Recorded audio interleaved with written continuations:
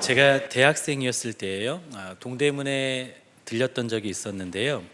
그때 지하상가로 지나는 일이 있어서 지하상가를 가다가 한 가방 가게에 들리게 되었습니다. 거기서 책가방을 하나 샀습니다. 가방이 튼튼해 보이고 수납 공간도 제게 잘 알맞아서 가격을 물어보았습니다. 그런데 사장님의 답변이 좀 한 번에 알아듣기가 좀 어려웠습니다. 저는 가격을 물어보았는데 사장님은 이렇게 답하셨습니다. 가격은 얼마인데 가방을 사면 자전거 수리도 해주시겠다, 이렇게 말씀을 하셨습니다. 가격이 적당해서 뒷말은 신경 쓰지 않고 구입하기로 했습니다. 사장님께서는 돈을 받으시고는 서랍에서 배지 같은 것을 하나 꺼내셨습니다. 그 배지는 앞바퀴가 큰 클래식 자전거를 타고 있는 그 자전거 로고가 있는 그러한 배지였습니다. 다름 아닌 그 빈폴이라는 브랜드의 로고였던 것입니다. 사장님께서 말씀하셨던 자전거 수리는 가방에 붙어있던 다른 모양의 자전거를 떼고 그 빈폴 로고를 달아주는 것이었습니다. 그렇게 해서 저는 저의 생애에 있어서 첫 짝퉁 가방을 갖게 되었습니다. 한참 쓰다가 버리기는 했는데 쓰는 내내 좀 찜찜했었습니다. 오늘 본문의 주제는 하나님의 심판입니다. 하나님의 심판은 피할 수 없는 것이고 공정하십니다. 그리고 보편적입니다.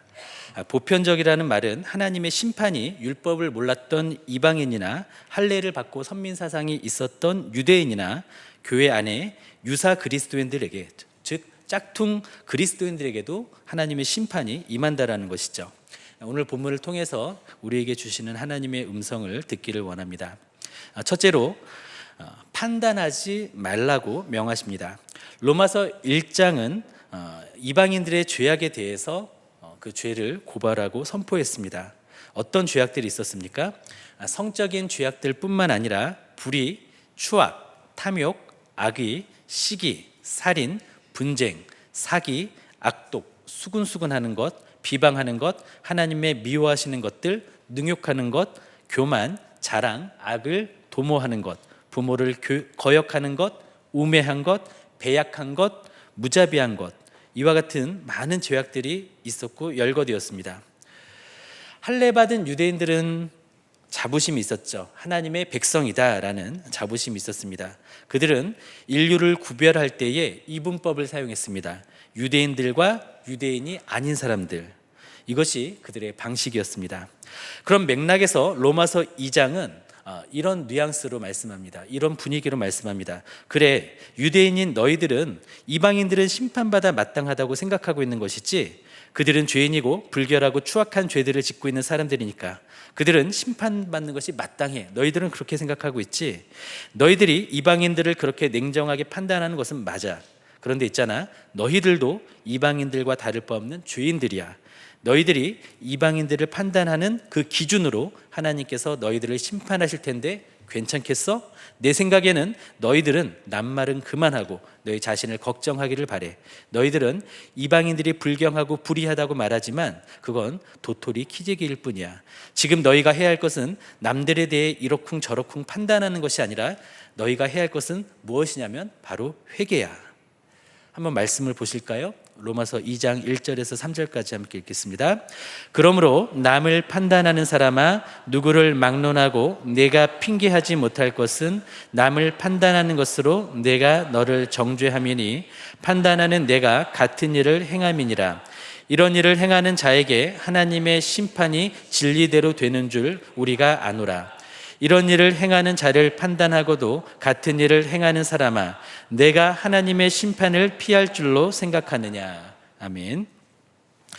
우리는 다른 사람에 대해서는 쉽게 판단합니다. 그리고 똑똑하게 평가합니다. 그리고 냉철하게 정죄하죠. 그런데 문제는 우리가 그들과 다를 바 없는 같은 일을 행한다는 것입니다. 그러면서도 자신이 똑같은 행동을 할 때에는 대수롭지 않게 여깁니다. 그리고 그것을 정당화시킵니다. 사람은 자신에 대해서 참 관대하죠. 그리고 자신에 대해서 어떤 기준을 적용할 때는 아주 느슨하게 적용합니다. 게다가 그럴 만한 여러 가지 이유를 다 적용을 합니다. 내가 그때 화를 냈던 이유는 나에게 여러 가지 일들이 있었고 나는 무척 피곤했기 때문에 그랬던 거야. 그와 같은 여러 가지 변명거리들을 찾아냅니다. 반면에 상대방의 죄에 대해서는 어떻죠? 그들이 어떤 상황에 있었던 간에 그 상황은 전혀 고려하지 않고 결과만을 놓고 판단하고 정지합니다. 우리는 다른 사람에 대해서는 현미경으로 관찰하듯이 그 잘못을 분석하고 또 지적합니다. 또 핀셋으로 짚듯 그 잘못을 콕콕 집어대죠. 우리는 자신에게는 좋은 게 좋은 거지라는 식으로 관대합니다.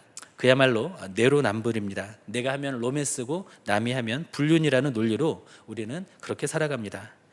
한 재미있는 통계가 있습니다. 죽어서 천국에 갈 것 같은 유명인은 누구인가? 라는 설문에 대해서 1000명이 응답을 했습니다.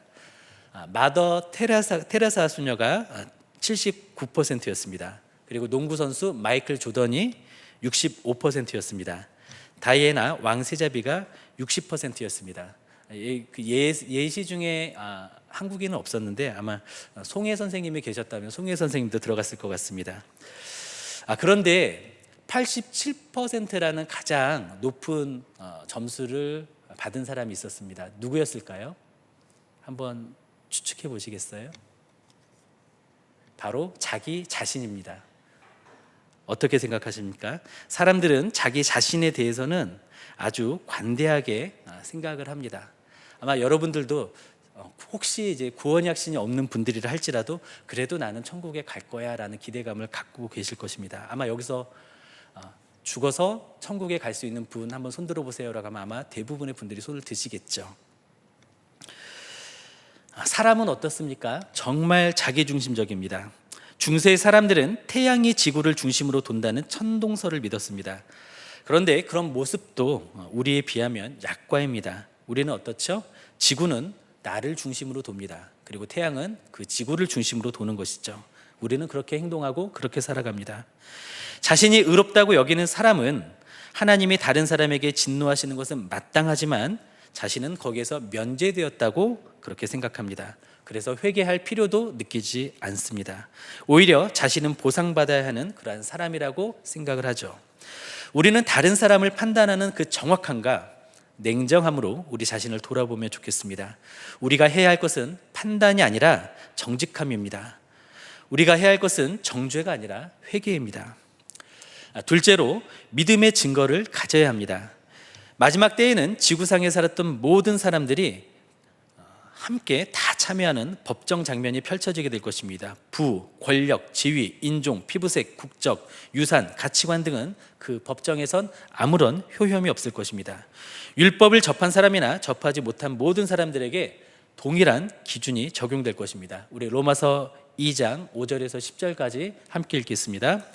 다만 내 고집과 회개하지 아니한 마음을 따라 진노의 날 곧 하나님의 의로우신 심판이 나타나는 그 날에 임할 진노를 내게 쌓는도다. 하나님께서 각 사람에게 그 행한 대로 보응하시되 참고 선을 행하여 영광과 존귀와 썩지 아니함을 구하는 자에게는 영생으로 하시고 오직 당을 지어 진리를 따르지 아니하고 불의를 따르는 자에게는 진노와 분노로 하시리라. 악을 행하는 각 사람의 영에는 환난과 곤고가 있으리니 먼저는 유대인에게요 그리고 헬라인에게며 선을 행하는 각 사람에게는 영광과 존귀와 평강이 있으리니 먼저는 유대인에게요 그리고 헬라인에게라. 아멘. 이 말씀을 보면 마치 하나님의 심판이 예수님을 믿느냐 믿지 않느냐에 달려있는 것이 아니라 행하느냐 행하지 않느냐에 달려있는 것처럼 읽혀집니다.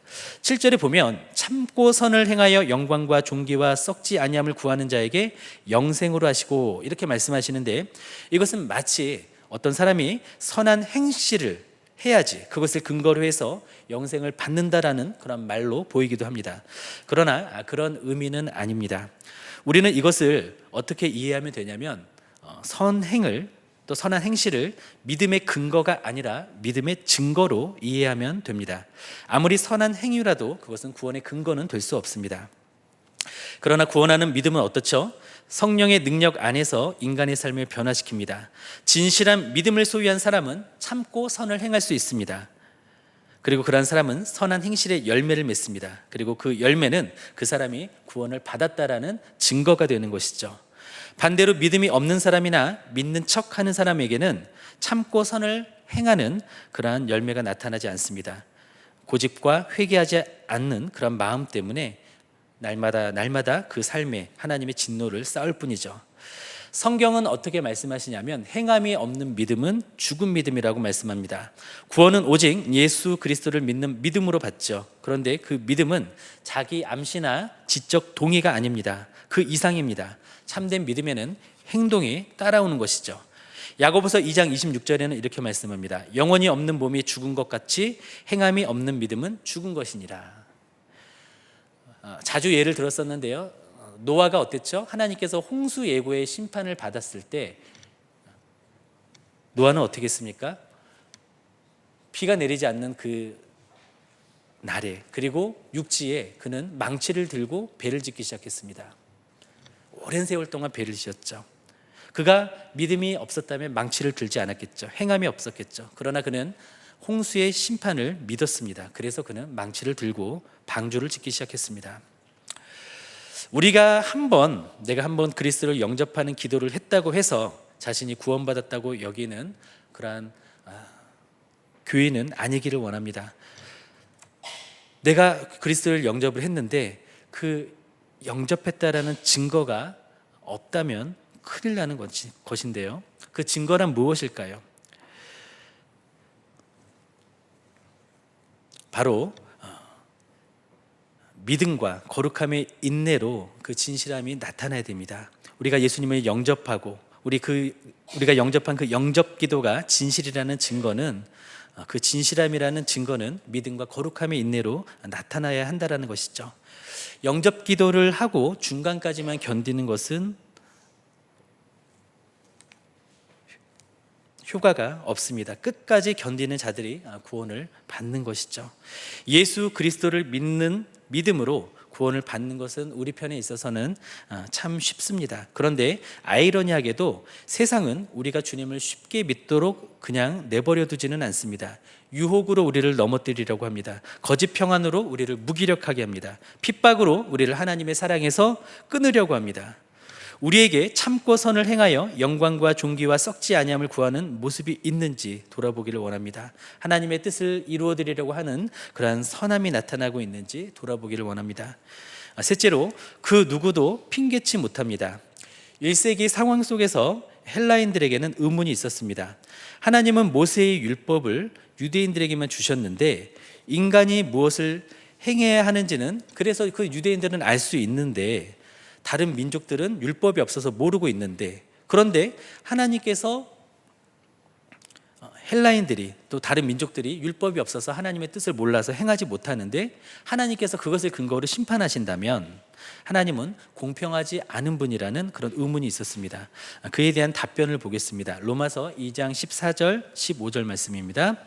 율법 없는 이방인이 본성으로 율법의 일을 행할 때에는 이 사람은 율법이 없어도 자기가 자기에게 율법이 되나니 이런 이들은 그 양심이 증거가 되어 그 생각들이 서로 혹은 고발하며 혹은 변명하여 그 마음에 새긴 율법의 행위를 나타내느니라. 아멘.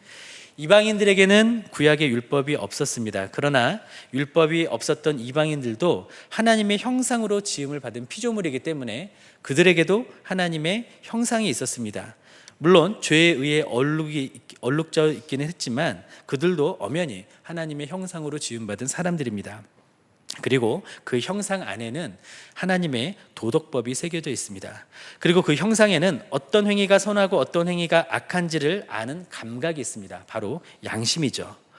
그런데 도덕법이 있고 양심이 있어도 그들은 죄인이며 하나님의 심판을 피할 수 없습니다. 왜냐하면 그들은 자신의 도덕법을 잣대 삼아도 여전히 죄인이기 때문입니다. 그들에게 도덕법이 있어도 양심이 있어도 자신의 법과 양심에 완전히 순종하지 못하기 때문에 결국 그들도 하나님의 심판을 받게 되는 것입니다. 그리고 여기에 대해서 형평성에 대해서 핑계할 수 없는 것이죠.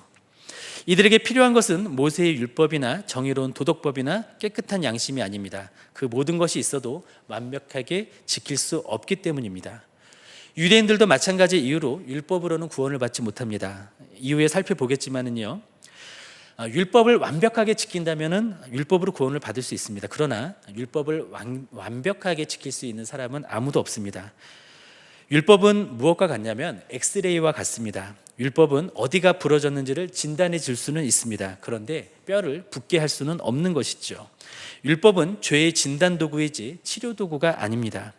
율법의 기능은 자신이 죄인이라는 것을 깨닫게 하는 것입니다. 자신의 힘으로 구원받을 수 없다라는 사실을 깨달아서 십자가에서 모든 죄를 속죄하시고 완전한 의가 되시는 예수 그리스도를 믿고 의지하게 하는 것, 이것이 바로 율법의 기능입니다. 도덕법이나 양심도 마찬가지입니다. 사람은 완벽하게 이것을 지킬 수 없다라는 것을 발견하고 회개하고 예수님을 믿게 하는 것입니다. 그럼에도 불구하고 그들은 고집을 부리고 회개하지 않습니다. 하나님의 의로우신 심판이 나타나는 그날에 임할 진노를 그래서 쌓고 있는 것이죠. 우리는 말씀대로 살려는 인내와 순종의 삶을 결단하기를 원합니다. 우리 안에 계신 성령님께서 그렇게 하실 수 있도록 역사하실 것입니다. 그러나 우리가 말씀을 지켰다고 해서 교만해지지 않기를 원합니다. 내가 지킨 그 말씀을 가지고 다른 사람을 판단하고 정죄하는 죄에 빠지지 않기를 원합니다. 그리고 다른 한편으로는 주님을 모르고 방황하고 있는 영혼들에게 십자가의 복음을 전하기를 원합니다. 주님의 도우심으로 살지 않고 고아와 같이 살고 있는, 자기 힘으로만 살고 있는 그 가련한 영혼들에게 아들을 내어주시기까지 사랑하시는 아버지 하나님의 은혜를 전하기를 원합니다. 매튜 미드라는 목사님이 계십니다. 1600년대에 사역을 하셨는데요, 유사 그리스도인이라는 책으로 한국에 잘 알려진 목사님이십니다. 그 책의 원 제목은 Almost Christian입니다. 직역하면 거의 그리스도인입니다. 의역하면 거의 그리스도인이 될 뻔한 사람입니다. 절반의 회개만 하며 은밀한 죄를 계속 짓는 사람들은 그리스도인이 될 뻔한 사람이지 참 그리스도인은 아닙니다. 뉘우침만 있고 돌이킴이 없는 사람은 유사 그리스도인이지 진짜 그리스도인은 아닙니다. 알기만 하고 행함이 없는 사람은 거의 그리스도인이지 진정한 그리스도인은 아닙니다. 하나님의 심판은 교회 밖의 불신자들과 교회 안에 불신자들과 교회 안에서 믿는 신용을 하는 유사 그리스도인들에게 똑같이 임할 것입니다. 바라기는 우리 모두는 우리의 어설픈 신앙으로 타인을 판단하고 정죄하는 죄악에 빠지지 않기를 원합니다. 행함이 있는 믿음, 보이는 믿음으로 그리스도인 됨을 나타내기를 원합니다. 유사 그리스도인이 아니라 참 그리스도인으로서 아직도 주님을 몰라 방황하고 있는 영혼들에게 뜨거운 열정으로 복음을 전하는 우리 모두가 되시기를 예수님의 이름으로 소원합니다.